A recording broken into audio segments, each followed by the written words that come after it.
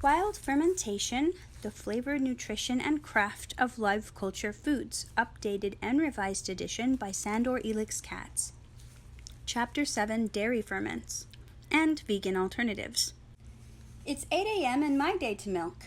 I take the milking pail and a dish of warm water down to the barn. The goats are waiting for me. It's feeding time as well as milking time, and they look forward to it. Sassy's usually the first one in. She's the alpha goat, the queen of the herd. She often bullies the other goats, and eating first seems to be a way of asserting her dominance. I scoop some feed into the dish and give it to her. As she devours it, I milk. Her teats are big and easy to grasp. I squeeze the teats firmly between my thumbs and the base of my index fingers to prevent the milk from going back up into the udder. Then use my remaining fingers against my palm to squirt the milk out. This action forces out a concentrated stream that froths in the pail. I relax my grip so the teat can fill with more milk and then repeat. With each teat in hand, I rhythmically alternate. I try to go fast because as soon as Sassy is done with her food, she isn't so content to stay still. She squirms and tries to leave the milking platform. Worse than that, she lifts her hind legs to try to knock over or step into the pail of milk. Goats are quite intelligent and purposeful. From this point on, milking her is a battle of wills. I pour the milk I've gotten so far into a larger collecting pail, so if her sabotage efforts succeed, the loss will be minimal. I stroke her and whisper sweet nothings into her ear. "Sassy, you beautiful goat, you've been so good this morning. I'm so sorry I'm slow. Won't you please let me finish?" I negotiate offering her more feed if she'll cooperate. I milk with one hand, holding the pail with my other hand to protect it. As each squirt yields less milk, I knead her udder, trying to get all the milk out. And when Sassy is done, there are 3 more still to go. All 3 won't get milked, but they still need to be fed and tended. Looking back on those days from my post-commune perspective, the goats are one of the things I miss most. On my own, even with a partner, I could never take on such a daily responsibility. It was only in the context of being part of a larger group effort that it was possible for me. Though I'm no longer part of the regular milking rotation, I still enjoy when I get to drink their milk. These are not mass-bred animals treated as commodities and manipulated with growth hormones. These are goats fenced out of the garden areas rather than into a small grazing range. They roam the mountainside, feasting on wild vegetation. Through their ruminant digestive tracts, the goats extract nutrition from leaves, barks, lichens, and more, which we get to share in via their milk. They even eat poison ivy. The milk with traces of poison ivy phytochemicals is said to help desensitize people to the effects of the plant. Fresh milk, as we children of the 20th and 21st centuries grew up with, only really became possible with refrigeration. Prior to refrigeration, and in parts of the world where refrigeration is still not widespread, beyond the people milking the animals, who get the freshest milk, the milk that has been practical is fermented milk. In every part of the world in which people domesticated animals for their milk, they developed distinctive styles of fermenting milk. In sharp contrast with fresh milk, fermented dairy products remain edible, even improve over time without refrigeration. Refrigeration has become the norm in American life. We have become accustomed to keeping a variety of prepared perishable foods on hand to be available immediately whenever we want them. Entering a big supermarket, you feel the chill of the open coolers and hear the constant hum. Though refrigeration renders the original preservation benefit of fermented milk less critical, supermarket coolers are full of fermented dairy products. Consumers are devoted to cheese, yogurt, sour cream, buttermilk, and other dairy ferments. We love cultured milk products for their flavors, their textures, and in many cases their health benefits. Vegans and other non-milk drinkers do not despair. You do not need to forego the benefits and pleasures of these fermentations. Many of the cultures used to ferment milk are versatile, adaptable to many substances besides mammalian milk. A special section at the end of this chapter addresses vegan adaptations of these fermentations. If you avoid milk because of lactose intolerance, however, you might give cultured milks a chance. Lactic acid bacteria consume lactose in milk and transform it into lactic acid that may be easier for you to digest, and longer fermentations will generally result in more of the lactose being digested, along with a corresponding increase in acidity. Yogurt. No fermented food is better known or acknowledged for its health benefits than yogurt. Substantial evidence currently exists to support a beneficial effect of yogurt consumption on gastrointestinal health, asserts the American Journal of Clinical Nutrition. The fermentation results in improved calcium availability and confers many other benefits. Yogurt is especially recommended for those at high risk of cancer, as it is superb at blocking cellular changes that initiate the cancer cascade, writes Susan S. Weed. Yogurt is creamy and delicious too. In the United States, it is mostly consumed sweet, though my favorite way to enjoy yogurt are savory. Yogurt flavors complement and accent its sourness rather than to try to cover it up. See the recipes following this for savory yogurt sauces. The word yogurt actually describes a range of distinctive regional cultured milk products. The yogurt making process outlined below is for thermophilic cultures, which require temperatures above body temperature, around 110 degrees Fahrenheit or 43 degrees Celsius. Many contraptions are on the market to help you maintain that temperature range. If you have one, great, but it's easy to improvise with a preheated insulated cooler. You need a starter culture to make yogurt. You can buy freeze-dried cultures for this, or use any commercial live culture yogurt, or seek out a traditional heirloom culture. If you use a commercial yogurt as a starter, make sure it contains live cultures on the label to be sure it hasn't been pasteurized post-fermentation, killing the bacteria. Many commercial yogurt cultures will cease to be effective as starters after a couple of generations. See The Art of Fermentation for a discussion of reasons for this. In contrast, heirloom cultures, given care and regular use, can keep going on indefinitely. Yona Schimmel's Niches on Houston Street in New York City makes delicious yogurt using the same starter culture the store's founders brought over from Eastern Europe more than 100 years ago. Sources for heirloom yogurt cultures are listed in the appendix. We've got a recipe for yogurt. Now we're going to see labna, yogurt cheese. In many of the cuisines where yogurt is most popular, it is often strained into thicker forms. This process is simple. I'm not going to describe to you how to make it because that is a recipe, and I'm skipping the recipes. You can check out the book if you want to read the recipe. Savory yogurt sauces, raita and tzatziki. Raita is a popular condiment in Indian cuisine.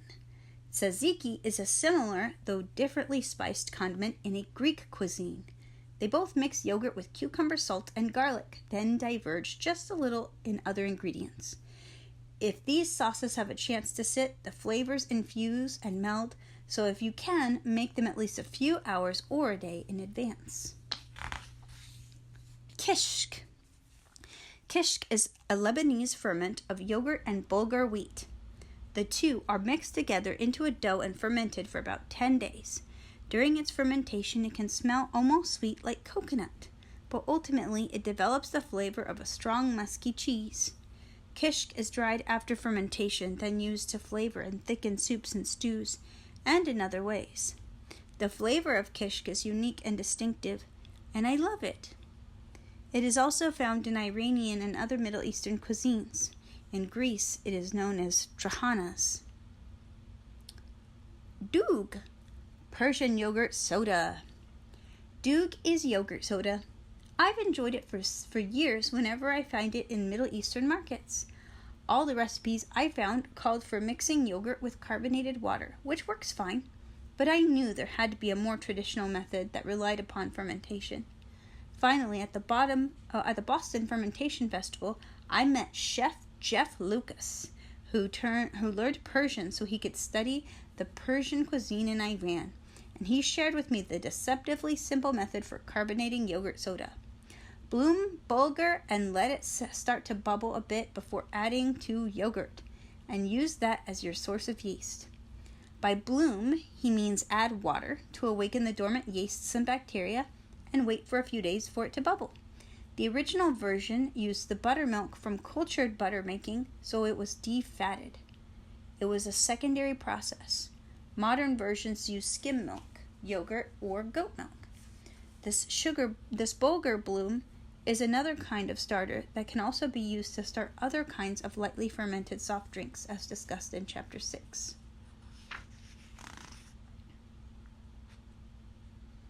So you use buttermilk, not yogurt, for doog. Kefir. I've been pronouncing this word kefir, and now I know it's kefir. Kefir is a fermented milk beverage that originated in the Central Asian Caucasus Mountains. As the milk ferments, it thickens slightly, and depending upon how long it is fermented, the flavor can range from mild to extremely tart. If you get the timing right, it can be very bubbly. Rather than using a bit of the previous batch as a starter, as with yogurt and most other dairy ferments, the starter is a symbiotic community of bacteria and yeast. Rubbery blobs known as kefir grains, which are strained out after fermentation, then used to start the next batch. Kefir grains look something like plump little florets of cauliflower. Embodied in this rubbery mass is an elaborate community of at least 30 microorganisms. Among them, yeast, Saccharomyces cerevisiae, which gives kefir its bubbly effervescence, as well as a small alcohol content, about 1%. As you feed the milk, the kefir grains grow and multiply. The kefir story is full of intrigue.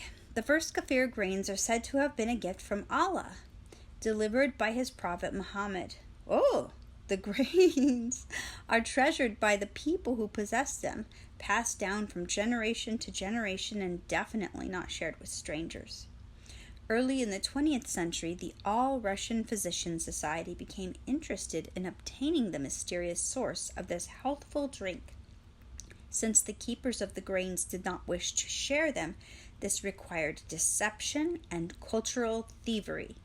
The theme involved a young Russian woman named Irina Sakharova, whom the physicians hoped would be able to charm a Caucasus prince, Bakhmirza Barkocharov, into giving her some kefir grains. He refused, she tried to leave, he had her kidnapped, she was rescued, and he was arrested. For reparations, Sakharova was awarded the treasure she sought. The court ordered the prince give to her some of his cherished kefir grains. In 1908, she brought the first kefir grains to Moscow, and kefir became, and remains to this day, a popular drink in Russia. Compared with yogurt, kefir is very easy to make because it requires no temperature control. The only tricky part is coming by the grains to get started. See the appendix for sources. Once you have kefir grains, they are like pets in that they require regular feeding. If you can maintain a rhythm, they will thrive, produce delicious kefir, and grow rapidly, enabling you to share grains with others and spread the culture. Buttermilk. Classically, buttermilk is the byproduct of making butter. What is left after cream is churned and agitated, causing the butter fat to separate out and form a solid mass of butter. The buttermilk widely available in supermarkets is not exactly this, but rather a cultured milk, great for pancakes, biscuits, and other baking products. It tastes delicious, and its acidity reacts with alkaline baking soda to make things rise. You can use kefir in place of buttermilk with fine results. You can also make your own buttermilk easily using commercial buttermilk as a starter. Add about 1/2 cup to 125 milliliters of commercial live culture buttermilk to 1 quart or 1 liter of milk, and then leave it at room temperature for about 24 hours. It will all become buttermilk, which can be stored in a refrigerator for months. Cheese making. Cheese making involves many different variables. Milk can be transformed into a hard cheddar cheese, a runny camembert, a moldy blue cheese, or, for that matter, Velveeta. Cheese exists in thousands of variations. Traditionally, it has been highly localized. A particular cheese is the product of the milk, of particular animals, grazing in particular pastures, and host to particular microorganisms, subject to particular temperatures and manipulations, then aged in a particular environment with its own particular microorganisms, which are generally selected by the application of a particular surface treatment for a particular period of time. Wow, cheeses are very distinct. That's all I have to say. An aging cheese is often host to a succession of different organisms, each influencing flavor and texture. This next sentence doesn't make any sense to me. Burkhard Bilger waxed poetic on the molds that aged the cheese Saint-Nectaire, which he observed through a microscope. I don't know how to pronounce French. I'm sorry. Saint-Nectaire. Nectaire. Like a continent evolving in rapid motion, the ripening rind would be invaded by wave after wave of new species, turning from gold to gray to a mottled brown. The cat hairs, a type of mold, would sprout up like ancient ferns, then topple and turn to a velvet compost for their successors. The penicillium molds would arrive, their stalks too fine to be seen under a standard microscope, and put down pillowy patches of the palest gray. Then at last, a faint pinkish blue would spread across the surface like a sunset. Trichothecium roseum, the flower of the molds. Microbiology has just in the 21st century developed the tools to study the complex microbial communities such as those found in cheese rinds. And now that incomprehensible paragraph is over. It is somehow ironic that microbiology is coming to appreciate the complexity of the distinct microbial communities that developed in the rinds of different traditional cheeses. Earlier, microbiology isolated the pure strain cultures that enabled cheese to be mass-produced. The local particulars of traditional cheesemaking have largely been supplanted by uniformity. Mass production requires a standardized approach, and that contrasts starkly with the subjective rigors of artisan cheesemaking. Human intervention has to be precisely right, observes French cheesemaker Michel Warroquier, quoted in the Anthropology journal Food and Foodways, in an exploration of the cultural clash between traditional and industrial cheesemaking. Experience, the nose, the glance of the eye, are the only guides a cheesemaker has. His knack is his only measure. It is up to him to consider a multitude of variables that affect his craft. Weather conditions, aspect of the milk, seasons of the year, amount of rennet required, time needed for optimal coagulation of the milk. My approach to cheesemaking has been very experimental, varying the various variables and seeing what happens. Oh, that's a silly sentence. In my experience, every homemade cheese is one of a kind, and every homemade cheese is delicious. Here are a few different simple cheese recipes to get you started. Vary the process and participate in the creation of the incredible range of textures and flavors that cheese can embody. Cheese making requires some special equipment, most of which can be improvised. The most basic thing you need for cheese making is a porous form that can contain the curds as the whey runs out. In certain cases, this can be cheesecloth, often available more cheaply in fabric or painting supply stores than in supermarkets.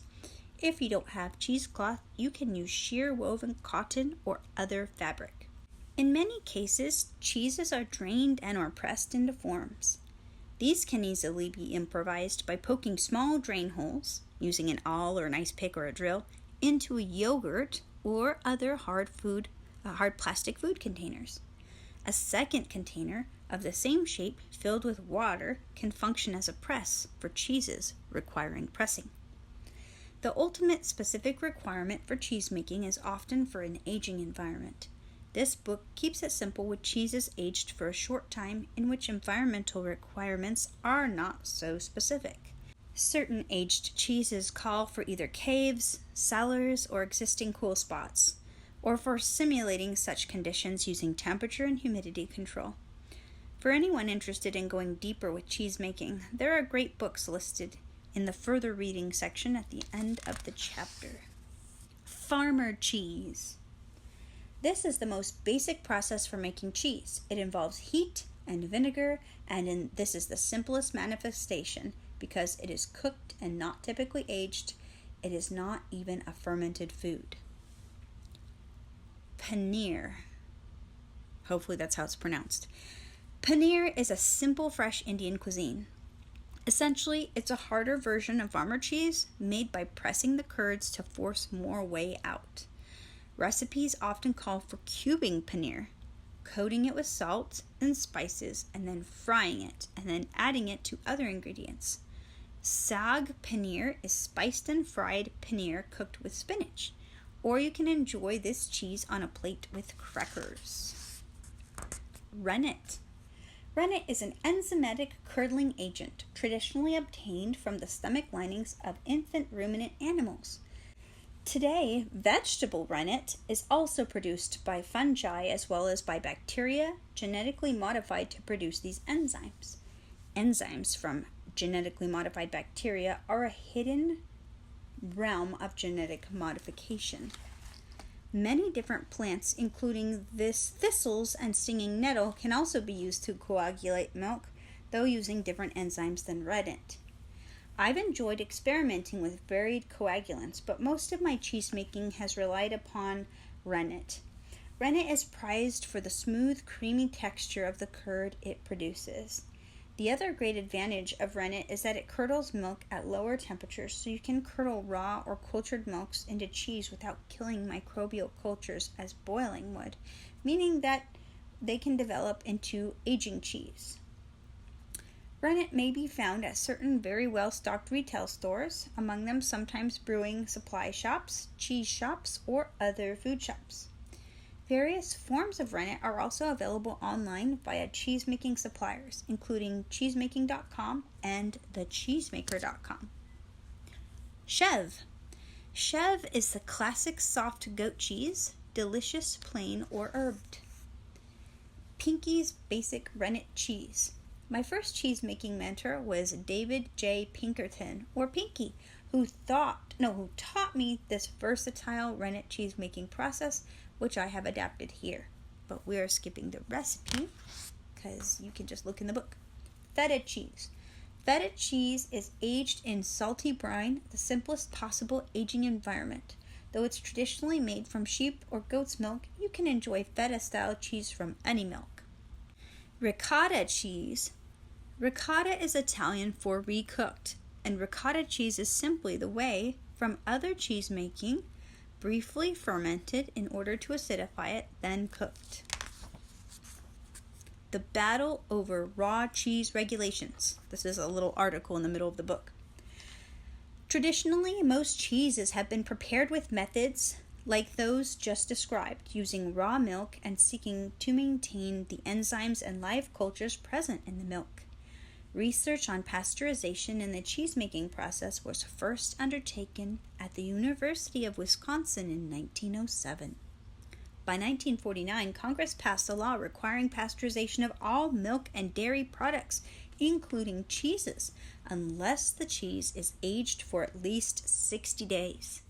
This has been the status quo ever since.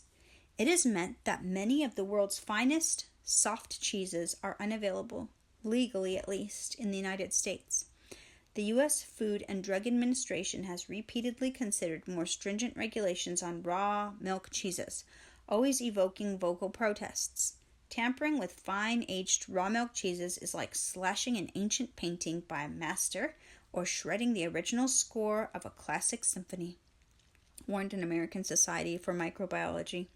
Quote, pasteurization translates to a lowering of the flavor bar, eliminating the potential to produce a depth of complexity of flavor that can exist with unpasteurized milk cheese, end quote, explains Ruth Floor of the American Cheese Society. The threat to raw milk cheeses is not limited to the United States. The European Alliance for Artisan and Traditional Raw Milk Cheese charges that traditional cheese is now being insidiously undermined by the sterile hand of the global hygiene controls. Do unpasteurized cheeses really pose a health threat? The U.S. Centers for Disease Control, CDC, compiled a study titled Cheese-Associated Outbreaks of Human Illness in the United States, 1973 to 1992. The CDC analysis found 58 deaths from contaminated cheeses, 48 of them from listeriosis traced to a single California factory producing queso fresco, a Mexican-style cheese made from milk that had been pasteurized. Food writer Jeffrey Steingarten investigated the CDC findings and reported that not a single death could be attributed to raw milk cheeses, only a single case of salmonella. In a single case of salmonella justified banning food, we would have precious few foods to choose from. If you can't stand a little risk, shoot the cow, quipped an anonymous microbiologist. I don't know what that means. There are no scientific reasons for health needs to compel the sacrifice of these cheeses on the altars of mass production and worldwide standardization, states Flore. Quirky local cheeses that cannot be easily produced do not hold much potential in the global marketplace. The homogenization of culture rears its ugly head in the regulatory arena. Vegan adaptions. Grains, legumes, seeds, and nuts can be rendered into milk and cheese form, and these milks and cheeses can be fermented. Many commercially available non-dairy cheeses succeed in obtaining these cheese-like textures, but fail to incorporate the flavors or the cultures of fermentation. My personal experimentation in this realm is somewhat limited, primarily due to my love of dairy, but I have made and sampled many delicious fermented non-dairy milks and cheeses, and I encourage further experimentation. While I was first experimenting for the original edition of this book, my friend and fellow communer River, who is a vegan, used milk kefir grains to ferment a number of different milk alternatives, every single one of them delicious. My favorite was coconut milk kefir, bubbly and rich and sweet and sour. All he did was add about 1 tablespoon of kefir grains to a can's worth of coconut milk and leave it in a jar, not the can since fermentation acids can react with metal, for a day or two at room temperature. Really, you can do exactly the same with soy milk, hemp milk, almond milk, rice milk, or any seed, nut, or grain milk. Read more about kefir on page 118. The catch is that the kefir grains cannot be sustained for long on non-dairy milks. They evolved on lactose, and without lactose they cannot thrive or reproduce. So every second or third batch, they need some milk. Similarly, I've experimented with water kefir grains, in various non-dairy milks with delicious results, but with the same unsustainable limitation. The water kefir grains do not grow or thrive and need to be returned to a sugar water solution every couple of batches. I imagine that for most vegans, regularly rotating and feeding the kefir sugar water is more palatable than it would be for the milk. Pepita seed milk and kefir. River's favorite kefir is from pepita seed milk. Pepitas are pumpkin seeds, rich in flavor and nutrition. Any edible seeds or nuts could be used. River's method is deceptively simple, much easier than soy milk, and tasty. One really great thing about finding an alternative to commercial non-dairy milk is that most of it has such a wasteful packaging. Do-it-yourself seed milk just goes in a jar, no fancy multi-layered disposable carcass required. Here's River's Pepita milk process. And you just use the seeds. And we'll skip the recipe. Non-dairy yogurt. Yogurt cultures seem most adaptable to coconut milk and soy milk. Proceed as for traditional dairy yogurt. Use a commercial coconut yogurt or soy yogurt as a starter, or dairy yogurt. Heat milk to 180 degrees Fahrenheit or 82 degrees Celsius.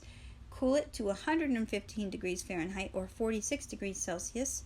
Introduce a small portion of starter, 1 teaspoon per quart or liter, and incubate for 8 hours at 110 degrees Fahrenheit. See yogurt page 111 for more detailed instructions.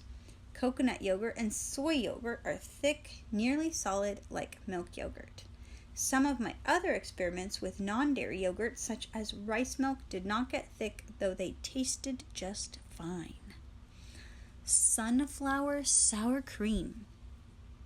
Seeds are very versatile and can be transformed into many different textures and consistencies, much like milk. This recipe came from the newsletter of our local food buying club. Inspiration comes from random places. My friend Orchid whipped up a batch, and I couldn't help myself from fermenting some of it with kefir grains. The delicious tart result was the most sour, creamy, non-dairy concoction I've ever tried. And there's a further reading list, and that is the end of Chapter 7.